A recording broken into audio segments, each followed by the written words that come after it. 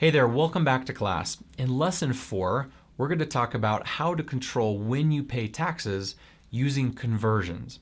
And when I say conversions, I mean using Roth conversions. So I want to take us back a little bit to a slide that you've seen in a previous section in this class, section 2, lesson 2, where you can see that we talked about an IRA versus a Roth IRA. Now, a Roth conversion essentially is a transfer from your taxable account to your tax-free account, from your IRA to your Roth IRA. Remember, there's two ways to add to a Roth IRA. You can add from the bottom, you see that blue arrow, as a contribution, or you can add from the top, as you can see from that orange arrow, as a conversion. And so that Roth conversion element is what we want to dive into a little bit more today. Now, the benefits of a Roth conversion are vast, but we're just going to cover a few here in this lesson. The first one is, as a planning tool, you can decide when to pay taxes. When is the best time for you? Now, this will become very apparent as we're completing and filling out our tax story. So at the end of this lesson, we're going to have you, of course, pull out your tax story worksheet again. But one of the benefits is determining when is the best time to pay taxes on your IRA balances. Now, when is the best time? Well, of course, when you're in the lowest tax bracket possible, and we'll get to that. The second benefit is it provides you tax-free growth, meaning if you have a conversion from your IRA into your Roth IRA, those dollars start to grow tax-free, which we love tax-free growth. The last benefit that we'll talk about here in this lesson is it provides a tax-free income source to keep you in the lowest tax brackets. Now, if you recall, back in section 3, we talked a lot about Social Security taxation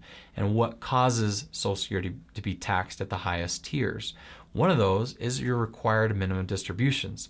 So essentially, if you can do enough Roth conversions before and into retirement, that is going to reduce your required minimum distribution each year and potentially bring you into a lower marginal rate. Now, on top of that, you're then building a tax-free account balance that can be used to supplement your income and not negatively impact your tax bracket. So absolutely having a large balance in a Roth IRA is a good thing. What we just need to make sure we do is putting it into that account. We just want to make sure you're not paying more taxes than are needed. So when you make that conversion from an IRA to a Roth IRA, you actually have a few options of how you do that. Let's cover those now. When you make a Roth conversion, essentially there's two options, and they both are surrounding how the tax is paying. And both of those options are surrounded around how the tax is actually getting paid. In option number 1, you can see on the left-hand side, we have a Roth conversion of $10,000. So that is your IRA account that we're converting $10,000 out. As you go to the right of that option number 1, you'll see in yellow that we merely withhold 22% of your federal tax withholding and deposit the remaining amount into your Roth IRA. Essentially taking that $10,000 conversion, that full amount is taxable, assuming if you were in a 22% bracket, you're going to withhold that 22% or $2,200 and deposit the remaining amount into that Roth IRA. So that's option number 1. It's self-contained, it's easy to make that transfer. Option number 2 is being a little bit more strategic and maximizing the amount that actually goes into your Roth IRA. In option number 2, we're also taking into consideration the use of an outside savings source. So you can see in option number 2, we have our $10,000 conversion and then a savings account right below that. We put that full $10,000 into your Roth, and using savings, paying that 22% directly. Moving on, let's again ask the question, when is it a good fit? Meaning, when is a Roth conversion the right fit for my retirement finances? Well, if we ask a simple definition, the definition is if you're in a lower bracket now than you expect to be in the future. Well, that makes sense, right? We all want to pay lower taxes, but it's a little bit trickier when it comes down to your specific retirement finances.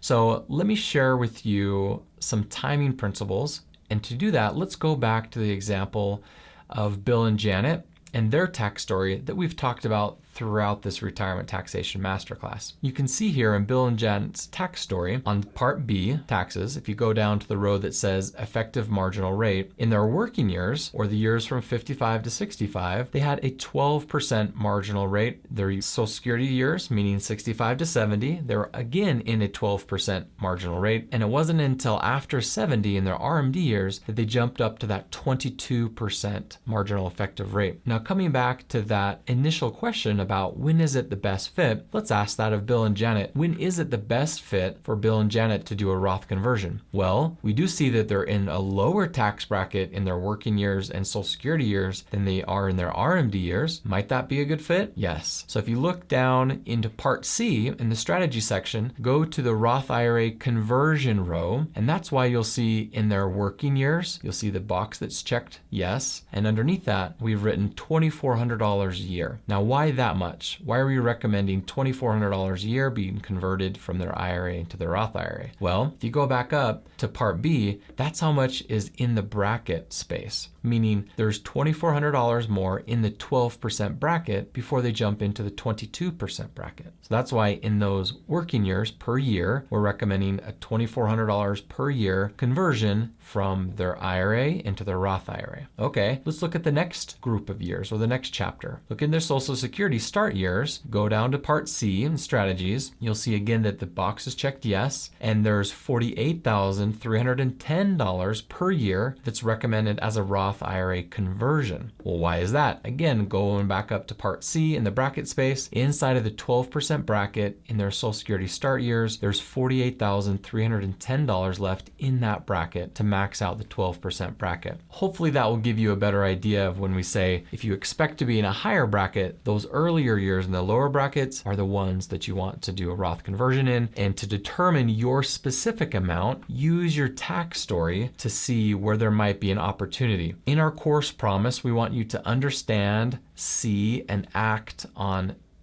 changes inside of your tax story.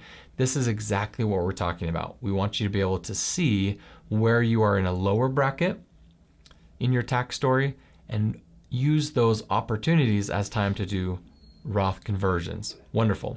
So continuing on, again, pull out your own tax story, fill that out, fill out that Roth IRA conversion row under strategies. And in the next section, section 5, we'll go into a little bit more detail on the impact that those conversions might make well into your retirement years. Now, as we finish off this lesson, we've been going over the assumption that all of these dollars converting from your IRA into your Roth IRA are traditional stocks, bonds, and mutual funds.